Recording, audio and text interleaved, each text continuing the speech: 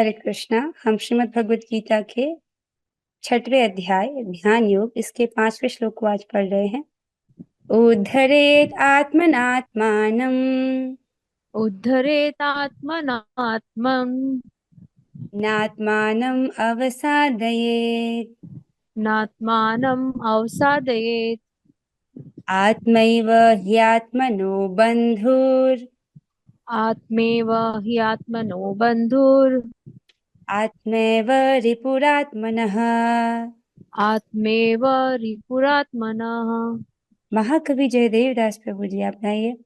उद्धरेत आत्मनात्मानं उद्धरेत् आत्मना आत्मानं नात्मानं अवसादयेत् न आत्मनम् अवसादयेत्। आत्मैव ह्यात्मनो बन्धुर् आत्मेव हि आत्मनो बन्धो आत्मैव रिपुरात्मनः। आत्मेव रिपुर् आत्मना। ब्रिजभूषण दास प्रभु जी आप गाइए। उद्धरेदात्मनात्मानं उद्धरेत आत्मनम् आत्मानं नात्मानं अवसादयेत् न आत्मनम् अवसादयेत्। आत्मैव हि आत्मनो बन्धुर् आत्मैव हि आत्मनो बन्धुः आत्मैव रिपुरात्मनः। आत्मैव रिपुरात्मनः। मनुष्य को चाहिए कि अपने मन की सहायता से अपना उद्धार करे और अपने को नीचे न गिरने दे। यह मन बद्ध जीव का मित्र भी है और शत्रु भी। ठीक है। सो उद्धरेत, एक बार इसके अन्वय को देखेंगे। आत्मना अर्थात अनासक्त मन के द्वारा। अनासक्त अर्थात एक ऐसा मन जो विषयों से आसक्त नहीं है। यहाँ पर आत्मा का अर्थ, ये जो आत्मना है ये मन को दर्शा रहा है। देखिए, आत्मा का अर्थ शरीर भी होता है, आत्मा का अर्थ आत्मा और आत्मा का अर्थ मन, और यहाँ पर आत्मा का अर्थ मन लिया गया है। प्रभुपाद जी इसको अपने तात्पर्य में स्पष्ट करेंगे। फिर कहते हैं आत्मनम अर्थात आत्मा का, उद्धरेत संसार से उद्धार करें, अर्थात मनुष्य को क्या करना चाहिए? अपने अनासक्त मन के द्वारा आत्मा का, अपनी आत्मा का उद्धार करना चाहिए। ठीक है, संसार से उद्धार करे। और आत्मानम अर्थात आत्मा की न अवसादयेत, अधोगति ना होने दे। क्या ना होने दे? आत्मा की अधोगति, आत्मा का पतन ना होने दे। अर्थात जब मन इंद्रिय विषयों में पड़ जाता है तो वो आत्मा की अधोगति है। ही अर्थात क्योंकि आत्मा एवं आत्मनः अर्थात आत्मा ही आत्मा का बंधु है। तो यहाँ पर आत्मा अर्थात मन, तो मन ही आत्मा का बंधु है। बंधु मीन्स मित्र। और आत्मा एवं आत्मनः रिपु अर्थात आत्मा एवं मीन्स आत्मा ही आत्मनः अर्थात आत्मा का रिपु है, अर्थात शत्रु है। तो ये जो मन है ये आत्मा का बंधु है और ये मन ही आत्मा का शत्रु है। आई होप आपको श्लोक स्पष्ट हो रहा होगा। ठीक है, इस प्रकार से भगवान स्पष्ट करते हैं। आइए अब हम तात्पर्य योग की ओर बढ़ते हैं। बहुत सुंदर तात्पर्य दिया प्रभुपाद जी ने। अनुवाद और तात्पर्य कृष्ण कृपा मूर्ति श्री श्रीमद एसी भक्ति वेदांत स्वामी प्रभुपाद द्वारा। प्रभुपाद जी बताते हैं, प्रसंग के अनुसार आत्मा शब्द का अर्थ शरीर, मन तथा आत्मा होता है। योग पद्धति में मन तथा आत्मा का विशेष महत्व है। चूंकि मन ही योग पद्धति का केंद्र बिंदु है, अतः इस प्रसंग में आत्मा का तात्पर्य मन होता है। स्पष्ट है ये बात? तो यहाँ पर इस श्लोक में ये जो आत्मेव आत्मेव आत्मा ऐसे बोला गया है, यहाँ पर आत्मा का अर्थ मन लेना होगा, ये कह रहे हैं। ठीक है। और जब योग पद्धति बोली जाती है तो उसमें मन और आत्मा का विशेष महत्व है, राइट। और मन ही इसकी केंद्र बिंदु है। अब इसको क्यों है, इसको स्पष्ट करते हैं। देखिए, योग पद्धति का उद्देश्य मन को रोकना तथा इंद्रिय विषयों के प्रति आसक्ति से उसे हटाना है, राइट। योग पद्धति, कल आपने पढ़ा था कि योग का मतलब क्या होता है? परमेश्वर से युक्त होना, जिसको आपने योग की सीढ़ी के रूप में जाना, राइट। तो वो जो भी पद्धति दी जाती है ताकि व्यक्ति योग की सीढ़ी में आगे बढ़ सके, उसका उद्देश्य क्या है? मन को रोकना। किस चीज से रोकना? कि वो इंद्रिय विषयों में आसक्त न हो जाए, इंद्रिय विषयों से उसको हटाना। ठीक है। यहाँ पर इस बात पर बल दिया गया है कि मन को इस प्रकार प्रशिक्षित किया जाए कि वह बद्ध जीव को अज्ञान के दलदल से निकाल सके। तो यहाँ पर भगवान इस बात पर बल दे रहे हैं, महत्व दे रहे हैं। किस बात पर? कि मन को ट्रेन करना होगा, राइट। देखिए, हम अनादिकाल से यहाँ फंसे हुए, कब से फंसे हुए हैं, कितने कल्प बीत गए हैं। अभी हमारे ब्रह्मा जी की आयु है 50 वर्ष, एक परार्ध समय बीत चुका है। जो लोग भागवत अटेंड कर रहे हैं उनके लिए समझना आसान होगा, राइट। ब्रह्मा जी के 100 साल में से 50 साल बीत चुके हैं और 51वें साल का पहला दिन चल रहा था, पहला कल्प चल रहा है। उनका एक दिन 1000 चतुर्युग, राइट, और उनकी रात भी 1000 चतुर्युग होती है मनुष्यों की गणना के अनुसार। तो इतना समय बीत गया है और तब से हम यहीं फंसे हुए हैं। इसका क्या अर्थ है? कि जो हमारा मन है वो कृष्ण से आसक्त नहीं था, ये विषयों से आसक्त है। प्रमाण है ना, क्योंकि अभी तक हम यहाँ फंसे हुए हैं अनादिकाल से। तो अब क्या करना होगा कि हमारा मन, राइट, यहाँ हमको दोबारा यहाँ ना, मन के कारण हम दोबारा यहाँ ना फंसे, उसके लिए क्या करना होगा? इस मन को ट्रेन करना होगा हमको, राइट। वरना ये प्रोग्राम्ड है वापस से हमको माया में फंसाने के लिए। हमने जितने भी जन्म लिया है उसमें अभ्यास किया, बुरा अभ्यास किया है माया को चुनने का। लेकिन इस बार हमको इसको प्रशिक्षित करना है, ट्रेन करना है। किस, राइट, ताकि वो बद्ध जीव को अज्ञान के दलदल से निकाल सके। तो कैसे ट्रेन करना चाहिए उसको भी प्रभुपाद जी स्पष्ट करते हैं। इस जगत में मनुष्य मन तथा इंद्रियों के द्वारा प्रभावित होता है। वास्तव में शुद्ध आत्मा इस संसार में इसलिए फंसा हुआ है क्योंकि मन मिथ्या अहंकार में लगकर प्रकृति के ऊपर प्रभुत्व जताना चाहता है। तो यहाँ पर स्पष्ट कर रहे हैं कि हम जो मनुष्य इस संसार में क्यों फंसा है, हम अनादिकाल से यहाँ इस जगत में क्यों फंसे हुए हैं, राइट। तो कह रहे हैं कि ये जो मन है वो मिथ्या अहंकार में लगकर प्रकृति के ऊपर प्रभुत्व जताना चाहता है। इसको थोड़ा कनेक्ट कीजिए पिछले श्लोकों से। आपने पिछले अध्याय में पढ़ा था कि जो जीवात्मा, राइट, का ज्ञान है वो नष्ट नहीं है, वो अविद्या के द्वारा ढका गया है। लेकिन जब वो दिव्य ज्ञान से युक्त होता है तब इस प्रकार से जो अविद्या रूपी अज्ञान है ये नष्ट हो जाता है और सब कुछ वैसे ही प्रकाशित होने लगता है जैसे सूर्योदय के बाद सब कुछ दिखता है। आपने पढ़ा था। तो उसमें आपने क्या सीखा था कि जीवात्मा का ज्ञान नष्ट नहीं किया गया, अविद्या के द्वारा ढका गया है। तो अविद्या क्या करती है? अविद्या का कार्य है अविद्या, राइट, अस्मिता, राग और अभिनिवेश। तो क्या करती है वो? सबसे पहले व्यक्ति को ये भुला देती है कि तुम कौन हो, राइट, तुम्हारा वास्तविक स्वरूप क्या, उसको भुला देती है। और व्यक्ति फिर ये सोचने लगता है कि दूसरा उसका कार्य है उसको ये बताना कि ये तुम हो, अर्थात तुम ये शरीर हो। तो मिथ्या अहंकार मीन्स जब व्यक्ति अपने आप को शरीर समझने लगता है। वास्तविक अहंकार क्या है? कि मैं कृष्ण का दास हूँ। लेकिन मिथ्या मतलब झूठा अहंकार।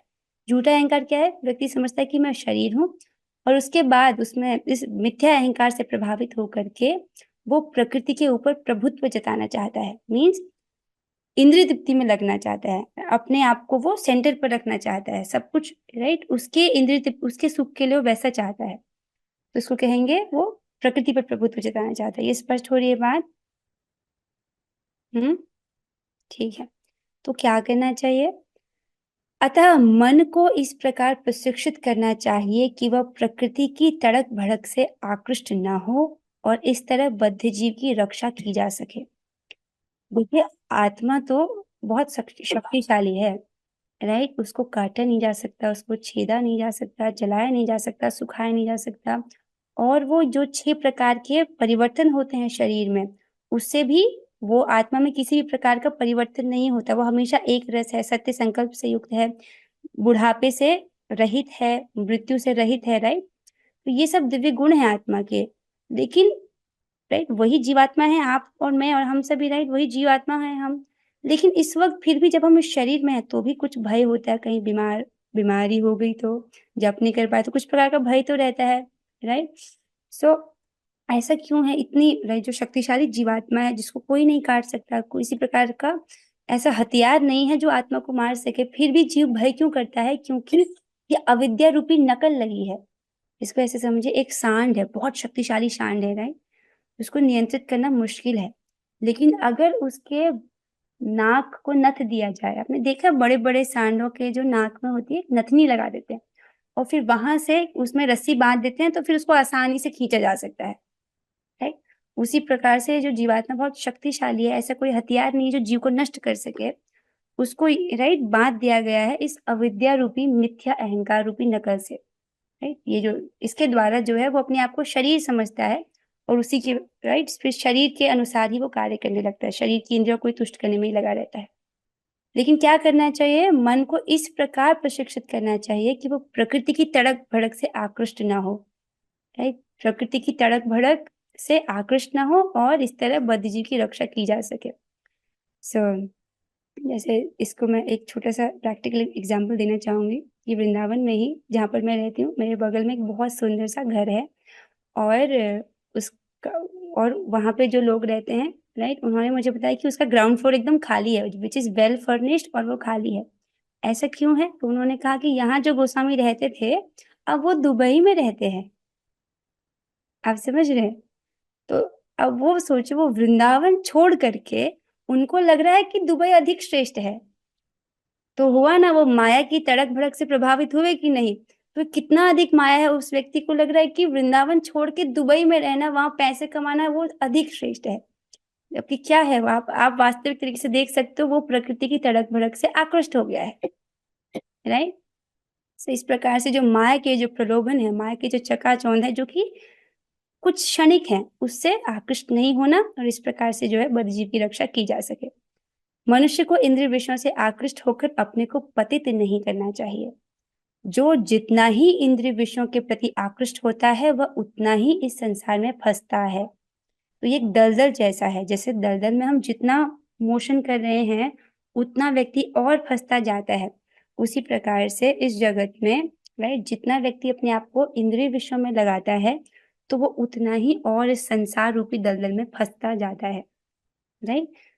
तो क्या करना चाहिए, अपने मन को प्रशिक्षित करना चाहिए, किस चीज के लिए, कृष्ण भावनामृत में प्रशिक्षित करना चाहिए उसको। प्रभुपाद जी बताते हैं कि अपने को जो जितना ही इंद्रिय विषयों के प्रति आकृष्ट होता है वह उतना ही संसार में फंसता है। अपने को विरत करने का सर्वोत्कृष्ट साधन यही है कि मन को सदैव कृष्ण भावनामृत में निरत रखा जाए, राइट। मन जो है उसको हमेशा ही किसी न किसी प्रकार से भगवान की सेवा में लगा के रखना है, यही उत्कृष्ट साधन बताया गया है जिससे हम इस मन को नियंत्रण में ला सकते हैं, राइट। जिसमें बहुत सारी सेवाएं बताई जाती हैं। सबसे पहले तो आप ये समझिए कि इंद्रिय इस लाइन का मतलब समझिए, जो जितना ही इंद्रिय विषयों के प्रति आकृष्ट होता है उतना ही संसार में फंसता है। तो अगर हम संसार में नहीं फंसना चाहते तो इंद्रिय संयम करना होगा, इंद्रिय विषयों में नहीं जाना है और इंद्रिय संयम करना है। और इंद्रिय संयम को प्रभुपाद जी ने बहुत स्पष्ट तरीके से बोला है कि वो 4 नियम और 16 माला का जप, राइट। जो 4 निषेध क्या है कृष्ण भावनामृत में, कि मांस नहीं खाना, जुआ नहीं खेलना, अवैध स्त्री संग नहीं करना और किसी भी प्रकार का नशा नहीं करना, राइट। नशा नहीं करना में चाय और कॉफी भी आ जाता है, राइट। देखिए, चाय और कॉफी इसलिए मना किया जाता है क्योंकि उसमें कैफीन है। तो अभी ठंडी आ रही है, हो सकता है कोई वक्त चाय में आ सकते, वैसे तो मुझे नहीं लगता कोई चाय में आ सकता है क्या। वैसे मेरी माता जी, उनको चाय बहुत पसंद थी, लेकिन देखिए भक्ति का क्या अद्भुत प्रभाव है, मेरी माता जी ने एकदम छोड़ दी है।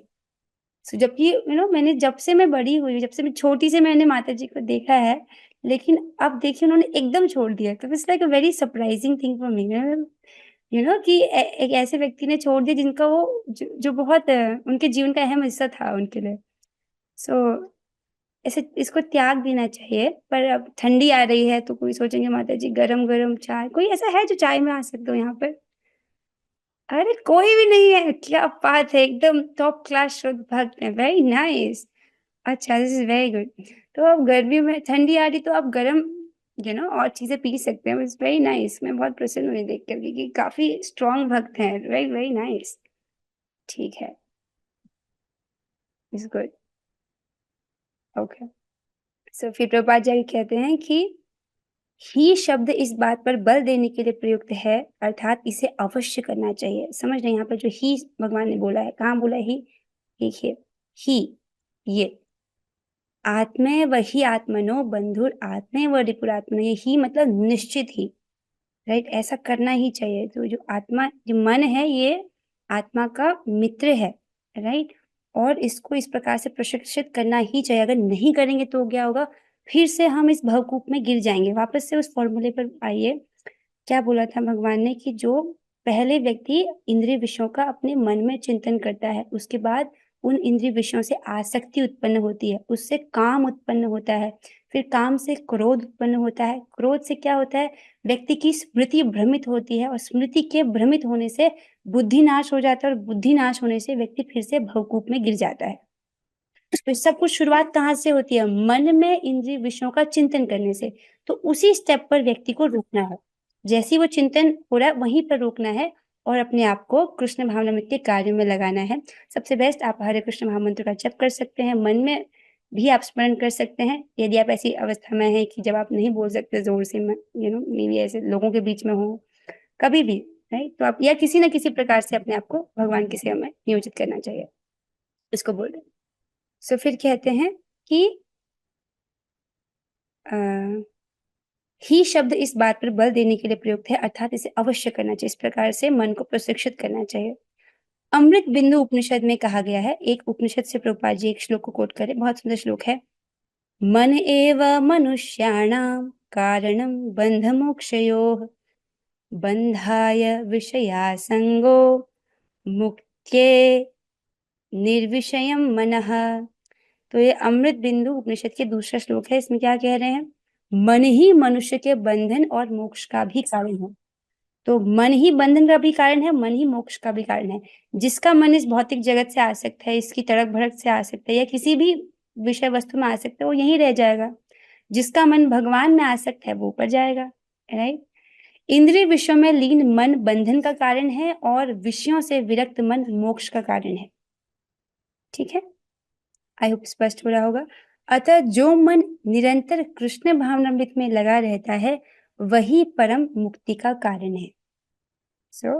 जिसका मन निरंतर ही कृष्ण भावनामृत में लगा रहता है तो उसका मन जो है उसकी मुक्ति का कारण है। तो स्पष्ट समझ आ रहा है क्या करना चाहिए, अपने मन को प्रशिक्षित करना चाहिए, कृष्ण भावनामृत में ही कार्य करने में उसको लगाना चाहिए, राइट। आई होप स्पष्ट हो रहा होगा। किसी भक्त का कोई प्रश्न है तो आप पूछ सकते हैं। ठीक है, ओके। अब जो है हम एक विशेष प्रार्थना करेंगे जिसका नाम है वृंदा देवी अष्टकम। तो त्वं कीर्त्य से सात्वत तंत्र विद्भिर लीलाभिधाना किल कृष्ण शक्ति तैवैव मूर्तिस् तुलसी नृलोके वृंदे नमस्ते चरणारविंदम वृंदे नमस्ते चरणारविंदम वृंदे नमस्ते चरणारविंदम। इस श्लोक का अर्थ है, हे वृंदे, हम तुम्हारे चरणारविंदों को नमस्कार करते हैं क्योंकि वैष्णव सिद्धांत के विज्ञजन तुमको श्री कृष्ण की लीला शक्ति के नाम से पुकारते हैं एवं मनुष्य लोक में वृक्ष रूपावली तुलसी देवी भी तुम्हारी ही मूर्ति मानी जाती है। तो मनुष्य लोक में इनको तुलसी देवी कहते हैं और ऊपर इनको वृंदा देवी के नाम से पुकारते हैं या भगवान की लीला शक्ति के नाम से।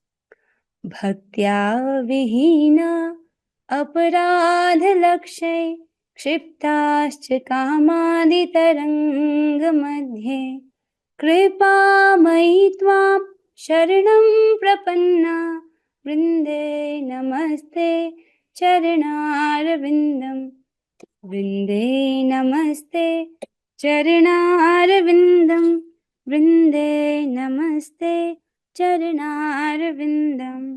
इस श्लोक का बहुत सुंदर, इसमें कहते हैं, हे कृपामयी देवी वृंदे, हम तुम्हारे चरणारविंदों को भावपूर्वक प्रणाम करते हैं क्योंकि हम सब हरि भक्ति से विहीन हैं। अतएव लाखों प्रकार के अपराधों से काम आदि दुस्तर समुद्रों की तरंगों में फेंके जा रहे हैं, अतएव आपकी शरण में आ रहे हैं। तो वृंदा देवी की शरण हम ग्रहण कर रहे हैं क्योंकि देखिए, हम जब हरे कृष्णा कहते हैं तो हमको हरिनाम में रस नहीं अभी मिला है ना, तो इसका अर्थ क्या है, एक तो हमारे अनर्थ हैं और अपराध हैं, राइट। तो अपराध हैं तो इसलिए क्या करना चाहिए, हमको उनसे बचते हुए जप करना चाहिए। और यहाँ पर बहुत सुंदर तरीके से बोलते, क्योंकि हम अपराधों के बीच में फंसे हुए हैं तो इसलिए हम आपकी शरण ग्रहण करते हैं। वृंदे नमस्ते चरणारविंदम वृंदे नमस्ते चरणारविंदम वृंदाष्टकं या शृणुयात् पठेद्वा वृंदावनाधीश पदाब्ज भृंग सह प्राप्य वृंदावन नित्यवासं तत्प्रेम सेवाम लभते कृतार्थम। तो जो इसको पढ़ता है या सुनता है उसको वृंदावन में नित्यवास प्राप्त होता है और राधा कृष्ण की सेवा प्राप्त होती है। राइट। वृंदे नमस्ते चरणारविंदम, वृंदे नमस्ते चरणारविंदम। अब सही भक्तों का बहुत बहुत धन्यवाद। क्या आप इस चित्र को देख रहे हैं? ये निकुंज, ये वृंदावन धाम का चित्र है। तो ऊपर का लोक बहुत सुंदर है। राइट। और वहां पर प्रवेश पाने के लिए हमको वृंदा देवी की सेवा बहुत अच्छे से करनी चाहिए। राइट। इसको हरिदास ठाकुर जी कहते हैं कि हमको हरिनाम जब वृंदा देवी के साथ में करना चाहिए, उनके सामने बैठकर। आप में से कितने भक्त हैं जो तुलसी जी के समक्ष जप करते हैं? तुलसी जी को सामने रखकर कितने लोग जप करते हैं? माधुरी माता जी करती हैं, प्रियशरण माता जी करते हैं, राहुल प्रभु जी भी करते हैं, मैं भी करती हूँ। और बाकी वक्त नहीं करते? आपको मतलब समय नहीं मिलता होगा, या आप ट्रैवल करते हुए जब क्या क्या दिक्कत होगी, तुलसी जी नहीं है घर पर। प्रभुपाद जी कहते हैं कि आपको ये पता भी नहीं है कि कितनी आध्यात्मिक शक्ति का प्रवाह होता है जब आप तुलसी देवी जी के समक्ष में जप करते हैं, क्योंकि वो साक्षात लक्ष्मी देवी हैं। राइट। और आपको भले हरि नाम से सुख मिल रहा हो ना मिल रहा हो, लेकिन वृंदा देवी जी को बहुत सुख मिल रहा है। तो वो याद रखती कि इस व्यक्ति ने मुझे, इस बच्चे ने हर दिन मुझे अमृत चखाया था, तो वो आपको लेकर जाएंगी ना। सो इसलिए जो नहीं कर पा रहे हैं आप कोशिश कीजिए कि आप उसे करें। ओके। जब हम 3 बार हरे कृष्ण महामंत्र करेंगे हम सभी साथ में। हरे कृष्णा हरे कृष्णा कृष्णा हरे कृष्ण हरे, कृष्ण हरे राम राम राम राम हरे हरे, हरे कृष्णा कृष्ण कृष्ण हरे हरे, हरे राम राम राम हरे हरे, हरे कृष्णा कृष्ण कृष्ण हरे हरे, हरे राम राम राम हरे हरे। श्रीमद् भगवत गीता की जय, श्रील प्रभुपाद की जय, वृंदा महारानी की जय। और श्री गुण गौरंगा। हरे कृष्णा।